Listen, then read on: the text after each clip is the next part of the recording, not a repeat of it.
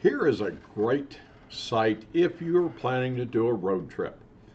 And you can pick it for different countries, and you can pick a starting point and an end point, and it'll show you some recommendations of stopping points, of maybe areas of interest.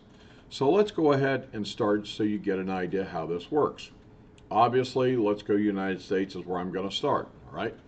Now, the way it's easiest for me to demonstrate this is to use like a one-way trip. Okay, so I'm going to use one-way trip, and I'm going to start here in Orlando, Florida. Obviously, now you know that I'm in Orlando, all right? So where might I want to go to? Well, maybe I want to go to Seattle. Maybe I want to go see the Space Needle. Well, I'm not done yet because they've got some more options. But where do I want to go through? Maybe I want to see Red Rocks in Denver area.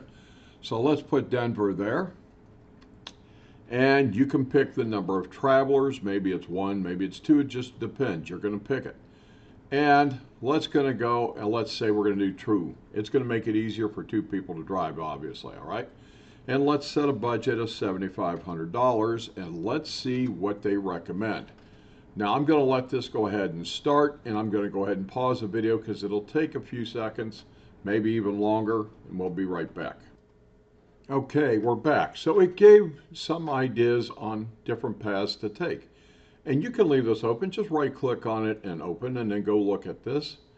And it will give you the path to take. It's a recommended path. Now you can modify it as you go through this. Notice there is a modify here.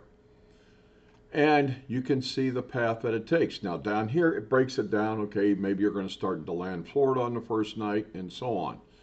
Your second night, you're in Wahoo. Now it doesn't mean that's what you have to do. Like I say, you can modify it.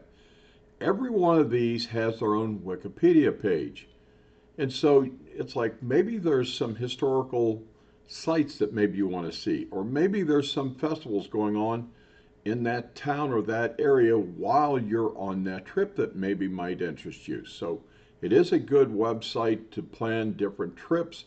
Again, we chose one, we can choose another one, and it may be extremely close to the other one, or it may be a drastic difference. You never know.